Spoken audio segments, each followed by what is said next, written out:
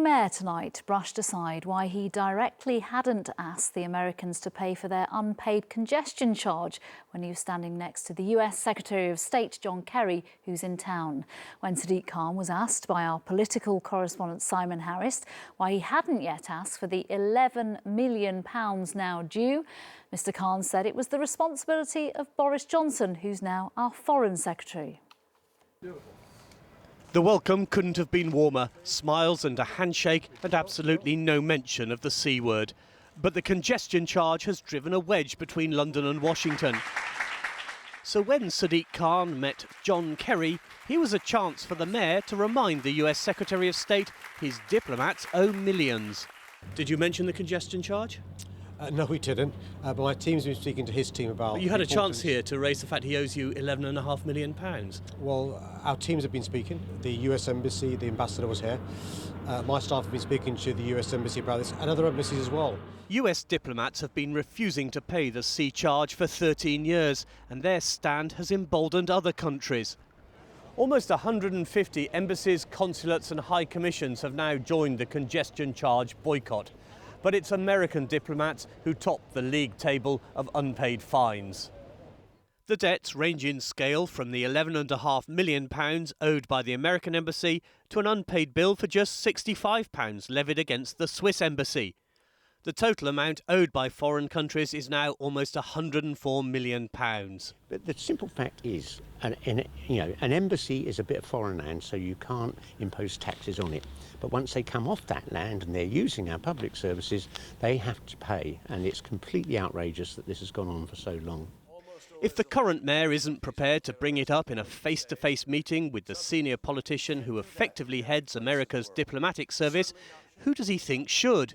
I'm sure the current Foreign Secretary, Boris Johnson, will do his bit as a member of Her Majesty's government to ensure that all these governments pay the congestion charge. So you're passing the buck? Well, no, that's the way the law works, and I'm sure you'll appreciate, and I know you do. It's a fair point. This was the Foreign Secretary when he was mayor. The real scandal, in my view, is that the Foreign Office, the government, will not use its diplomatic clout to get this changed. Boris Johnson and John Kerry were in the same room today, but in their discussions on Libya, it's unlikely the large unpaid bill for congestion charges got a look in. Simon Harris, ITV News. The former Conservative candidate for London Mayor, Zac Goldsmith, cut a lonely figure today out canvassing for votes in his former seat in Richmond. He's now running as an independent cut off from the Tory machine, which previously bolstered his campaigns. As for the Lib Dems, who are the main challengers, they're hoping the lack of Tory support will make him vulnerable. From Richmond, our political correspondent Simon Harris sent this report. Not long ago, he could rely on an army of Conservative Party foot soldiers. But on the doorsteps of Mortlake, Zac Goldsmith was discovering the lonely reality of life as an independent. He calls it a grassroots campaign and says if he is re-elected, he won't be rejoining the party he just resigned from. I will take each vote as it comes, but I will be an independent for the full term of this Parliament. And that, for me, means being a critical friend. I'm not out to bash the government where I think it's unnecessary. Hello, my name's Sarah Olney. I've just been selected in the last couple of days to be the Liberal Democrats candidate for this by-election. The Liberal Democrat candidate wasn't having much luck talking to voters either. The teenagers in this classroom at Ham are all too young. But at least she can rely on the support of her party leader and other Lib Dem grandees.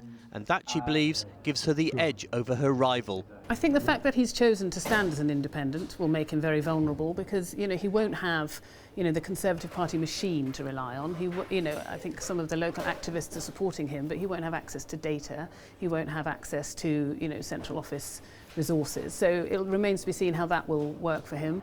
Richmond did have a Lib Dem MP until 6 years ago, but at the last election, voters here returned Zac Goldsmith with a whopping majority of more than 23,000.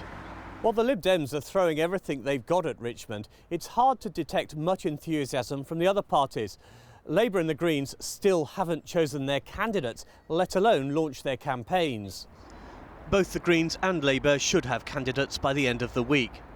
Earlier this year, Zac Goldsmith was attacked for running what many observers thought was a divisive and negative mayoral campaign against Sadiq Khan. Your decision to share a platform with an extremist who called for Jews to be drowned in the ocean and who threatened fire throughout the world. Do you regret now the tone it took? No, look, I regret having spent nearly a year, 20 hours a day campaigning to be elected and not being elected, because I had exciting plans for London. I'm still very proud of my manifesto. I hope some of the ideas in it are... Are you proud of the campaign? Well, I lost the campaign. So, I mean, clearly, if I was doing it again, I'd do it differently. But I'm proud of what we generated in the campaign. The outcome of the by-election, just over 4 weeks from now, could come down to the size of the army the candidates can muster on the streets. Simon Harris, ITV News, Richmond. If you thought the problems at the former Olympic Stadium were all to do with West Ham settling in, think again. Today, the Mayor ordered an investigation into the costs of the venue.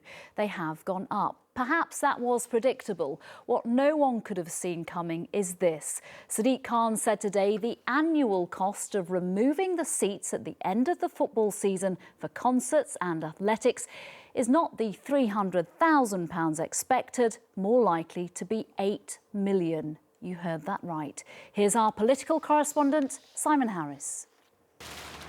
Spiralling costs at the Olympic Stadium are nothing new, but this latest overspend is in a different league. West Ham's new home has retractable seats, which are rolled back every summer to uncover the athletics track. The operation's supposed to take 7 days at a cost of £300,000 a year. But the days have become weeks and the £300,000 has become millions. The retractable seating is going to cost £7 to £8 million every year we do this. That's not sustainable. So I've ordered an investigation to look at what's happened in the past, but also to find financial solutions going forward as well. Can you guarantee that the stadium won't cost taxpayers more money?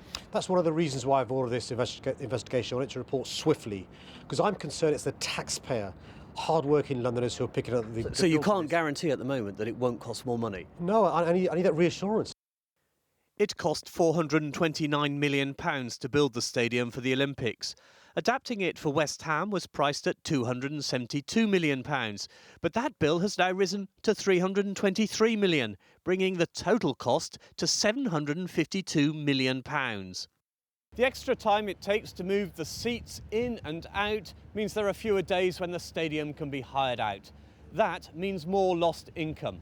And then there's the damage to the stadium's reputation. That hasn't been helped by the crowd violence and homophobic abuse from some fans, which has marred West Ham's first few months here. The stadium's finances also rely on a lucrative deal to sell the naming rights, but one Indian tech firm reportedly pulled out just before signing. I've been concerned that with the crowd troubles at the London Stadium, so I think we need to make sure we get it right, we get it operational, and we do that with the minimum extra spend, but there may well be more money that has to be spent before that can be done. Today's disclosure is further ammunition for supporters of rival clubs, already furious that West Ham pays just £2.5 million a year in rent. It's not been about tribal warfare with West Ham, it's not about sour grapes, but obviously myself, you, everyone else, the taxpayer, seems to be footing the bill for a Premier League club working in a £1 billion industry. And what we would like to do, I think, is to see a possible renegotiation of that deal. The stadium, which once generated so much pride, is now struggling against the familiar Olympic curse of post-Games embarrassment. Look, Simon, we have covered many an overspend, but as you said, this is in a completely different league. The inevitable question, who is to blame? Well, it hasn't helped that the contractor responsible for the retractable seating has gone bust. However, Sadiq Khan is quite clear that the overspend happened under the previous administration, in other words, on Boris Johnson's watch. Now, this is where it gets political. It's quite convenient for a Labour mayor to blame his Tory predecessor. But the Conservatives can turn round and say perhaps the problems ultimately come down to the fact that when the decision was taken almost a decade ago to build the stadium, there was no provision for football to be factored in. It was athletics only. And you might say, well, that's where it all started. And that was a decision taken by a Labour mayor and a Labour government. This in the context of the stadium woes continuing. Yes, next summer's World Athletics Championships, with the extra time taken to reinstate the seats, there's every possibility that the first games of West Ham's new season, home games next season, will have to be played somewhere else. Incredible. Simon Harris, thank you. Well, there will be little Christmas cheer for tens of thousands of Southern Rail passengers. The RMT union today announced a fresh wave of strikes. This on the eve of another walkout, which begins tomorrow. The strikes planned for next month will begin on December the 22nd for 3 days, affecting the Christmas getaway. There will then be another 3-day strike starting on New Year's Eve. Well, our political correspondent Simon Harris is here. Simon, this will further infuriate passengers ahead of tomorrow's strike action. Rail travel in the days immediately before Christmas can be stressful at the best of times. It's when the stations and trains are especially crowded. So this strike by guards will make travel far from easy on Southern. For the guards, of course, it means an extended Christmas break, albeit without pay. The response from Southern was to accuse the RMT of cancelling Christmas for the travelling public, saying the strike was spiteful, vindictive and pointless. But the RMT's Assistant General Secretary told me that with the dispute dragging on for months, the union had no alternative. These are working days, it's not part of the normal week, they're not on bank holidays, and we will continue to run our campaign until we get a settlement with this organisation. But disrupting people's journeys at Christmas and New Year, that's quite heartless. It's not heartless, it's in pursuit of a settlement. We have not got a settlement on the cards. The government needs to intervene and make this company come to the table with a proper set of proposals that settle this dispute. The union once again called on the government to intervene, but ministers have made it clear they're not going to. This dispute just appears to be deadlocked. The union says support hasn't crumbled, and the company says it's not going to back down. We'll know even more tomorrow because there's yet another 2-day walkout beginning tomorrow morning. All right, Simon, thank you.